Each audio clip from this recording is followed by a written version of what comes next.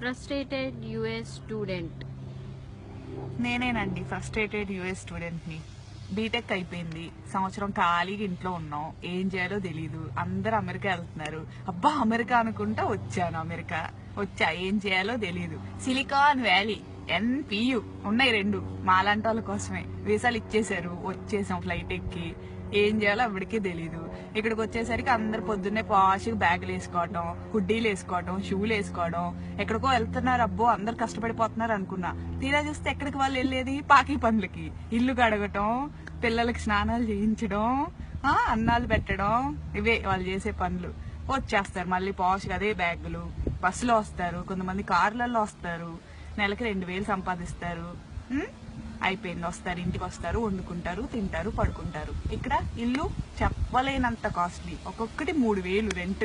కట్టుకోలేరు, ఏం చేస్తారు, గొర్రెల్లాగా ఒక్కొక్క రూముల్లో 7, ఇల్లు మొత్తం 15 మంది ఉంటారు. సో 300 కట్టుకుంటారు. అంతమంది ఉంటే ఇల్లు క్లీన్ గా ఉంటుందా? ఉండదు. బగ్గులు అంటాయి, అయ్యో కొత్త రకమైన పురుగులు ఇక్కడ వస్తాయి, బగ్గులు వస్తాయి.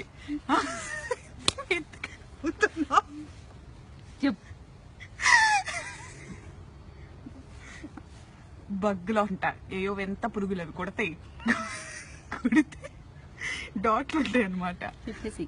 కొడతాయండి, డాట్లు వస్తాయి అంటే ఏవో 2. వచ్చిన కొత్తలో తెలిసింది, రెక్స్ఫోర్డ్ అని అక్కడ ఉన్నాం. ఏవో కుట్ని, ఏమైందా అని చూసుకుంటే ఏవో ఇక్కడ 2 ఉన్నాయి అన్నమాట. చూస్తే ఏంటంటే బక్స్ అన్నారు. బక్స్ ఏంటా అని గూగుల్ చేసా, మనకు తెలియదు కదా. చూస్తే కనపడ్డాయి, ఏదో ఎంత పురుగు ఎంత ఉంది. నల్లులు అంట, ఇండియాలో నల్లులు అంటారంట వాటిని. అవే కుట్ని అంట, నన్ను నాకు తెలీదు. సరే అయిపోయింది, వదిలేసా. తెల్లారేసరికి ఒళ్ళు మొత్తం కుట్టిపెట్టినాయి, అయిపోయింది, రక్తం పీల్చేసినాయి. ట్రీట్మెంట్ అంటారు. తర్వాత బగ్గులు వస్తే ఊరుకుంటారా వీళ్ళు? ఊరుకోరు. ఏదో ఇన్స్పెక్షన్లు అంటారు, ఇక్కడ ఇన్స్పెక్షన్లు అంట వస్తారు.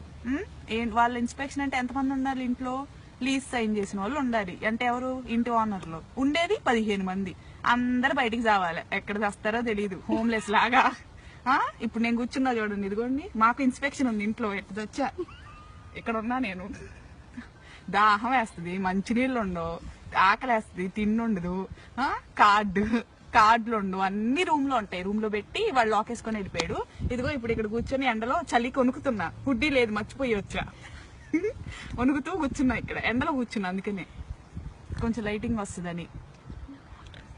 ఎవరన్నా వాటర్ ఇస్తారా అని ఎదురు చూస్తున్నా, దిక్కులు చూస్తున్నా. తెలుగు వాళ్ళు ఎవరన్నా కనపడతారేమో, వాటర్ ఇస్తారేమో,